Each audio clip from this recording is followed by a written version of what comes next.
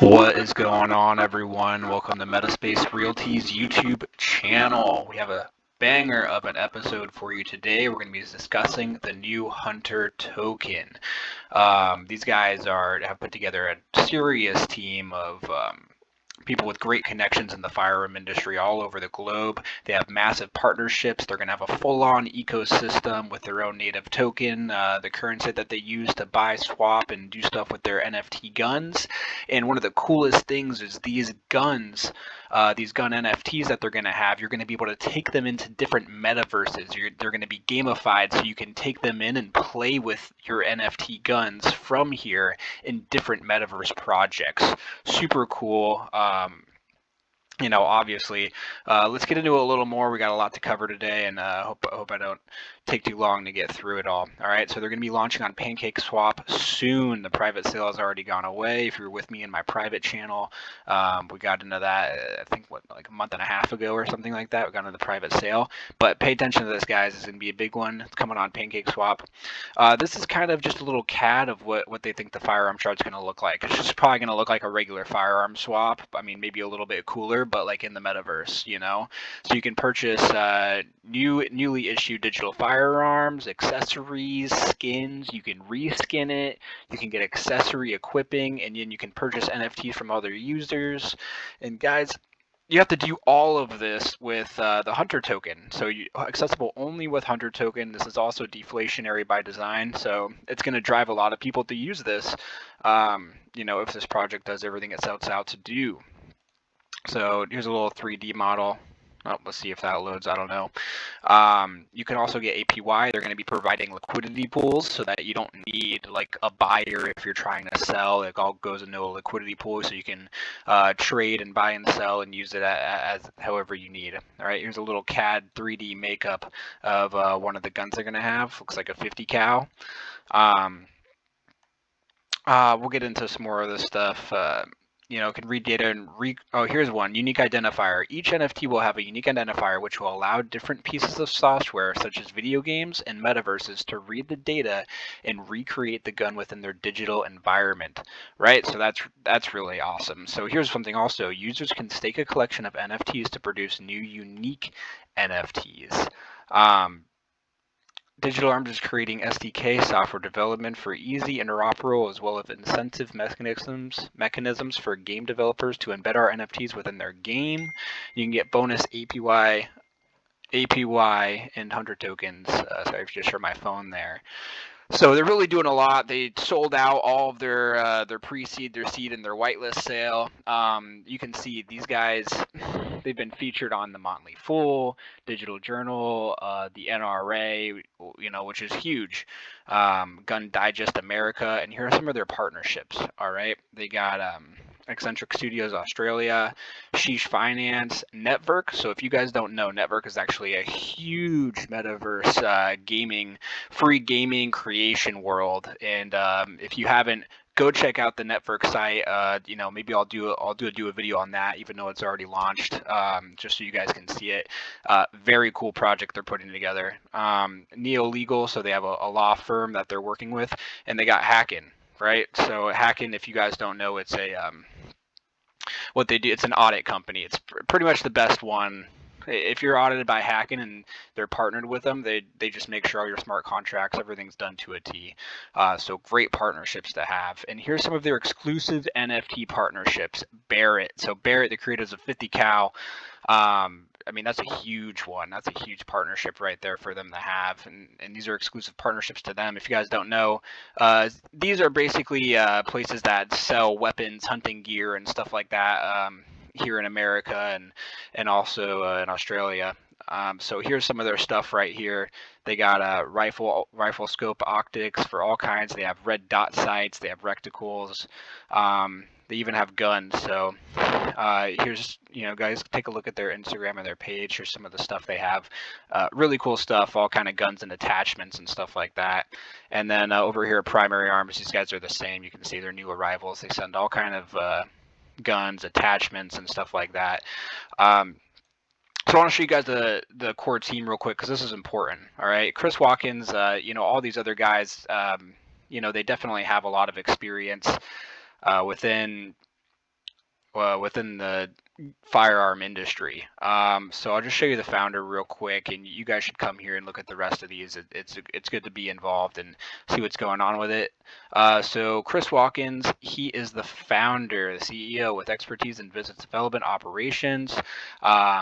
Has built a strong foundation for his multi-million-dollar company, TSA Outdoors, which I'm sure if you guys have ever been involved in hunting, or even if you don't know much about hunting, I'm sure you've heard of TSA Outdoors. It's a huge company. It's massive. Almost everyone even just knows it by name, of which he capitalized on managing SMEs from a C-level suite. Chris is also the founder of his own Zero Tech Optics brand, which had a highly successful launch and quickly took over the Australian market. Zero Tech is turning into a globally distributed brand which partners with very well-recognized companies within the firearm industry. As a leader and self-sufficient innovator. 2021 has seen Chris become the driver in developing digital arms and hunter tokens. He is a savvy negotiator known for strong business development and relationship building skills. His innate ability to build high-performance teams, including his strategic selected executive management staff, have served as catalyst and infuse productive energy into the workplace. All right, guys, come and check out these other guys. These guys have, all kinds of, 15, 20, 30 years experience within the firearm industry. These guys are making sure they're doing everything right. They're doing it to a T. They're doing it right. They're trying to bring out the best products that they can. At least, that's what I can tell from everything I see here, how they've operated so far.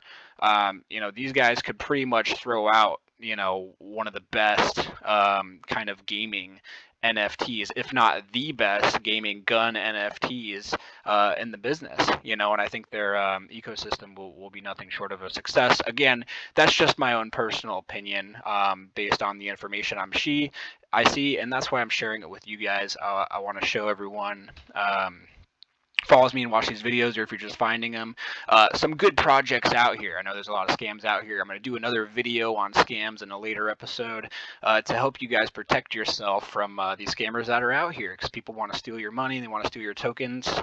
Anyways, nothing I say is ever financial advice. All right, if you're looking for financial advice, talk to a financial advisor.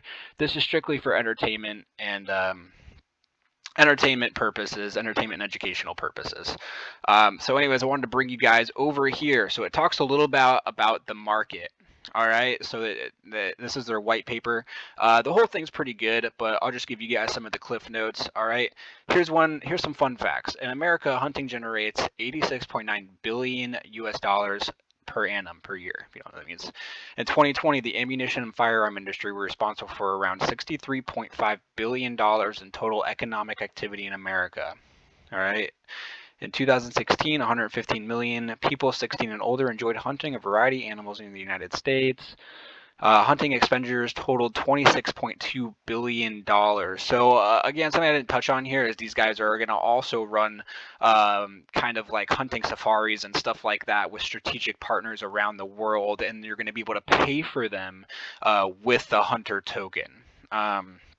So again, another cool use case just for the ecosystem. Obviously these guys clearly, just from looking at their core team, and I read all these. If you read all these thoroughly, you'll be like, okay, that totally seems like it's within their realm.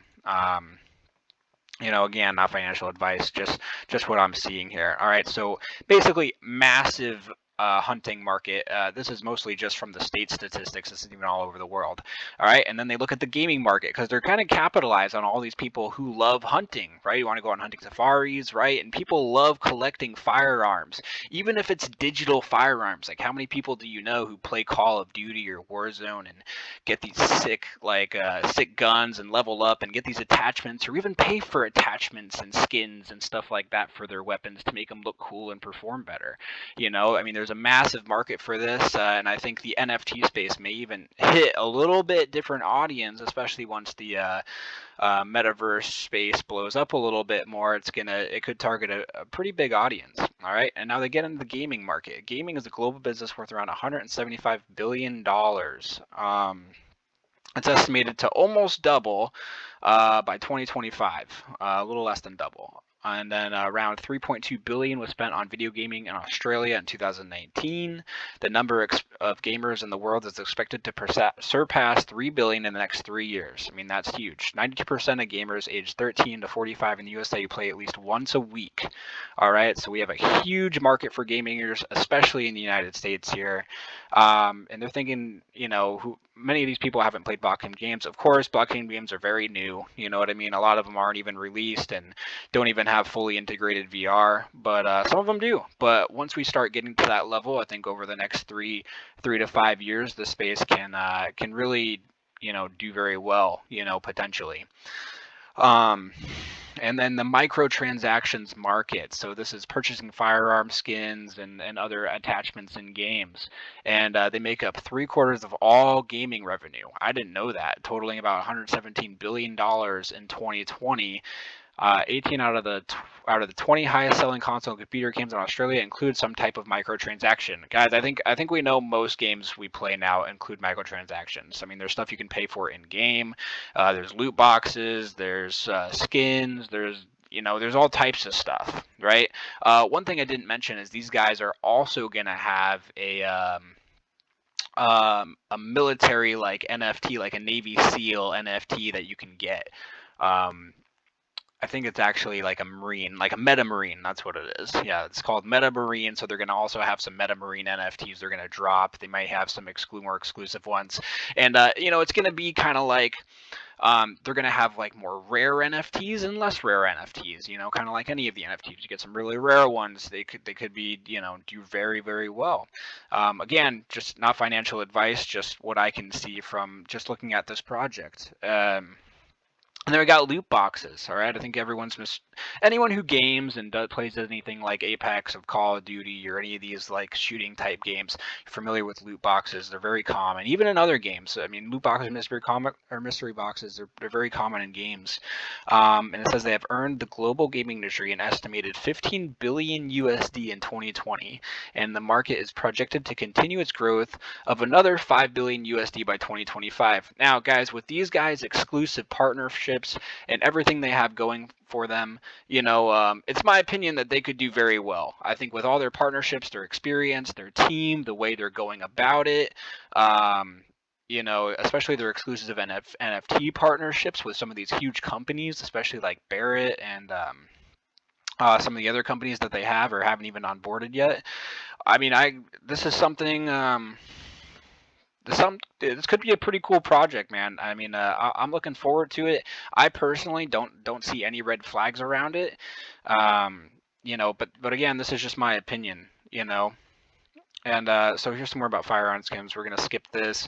I have something else that I want to show you guys. Here's just a sneak peek of one of their NFTs they're gonna have. So here's part of their ecosystem. I want to go over their ecosystem real quick for you so you guys can get a little bit of a visual to see how it's going to work. All right, so they're going to have their NFT collectibles and their hunter token, and then obviously they're going to have a marketplace where you can buy these things. Hunting and firearm enthusiasts, gamers, collectors of digital assets, and cryptocurrency adherents. Those are going to be all customers. So that's a pretty big customer base, especially from what I've seen. These guys are the first one in the scene trying to do something like this and are really taking it seriously.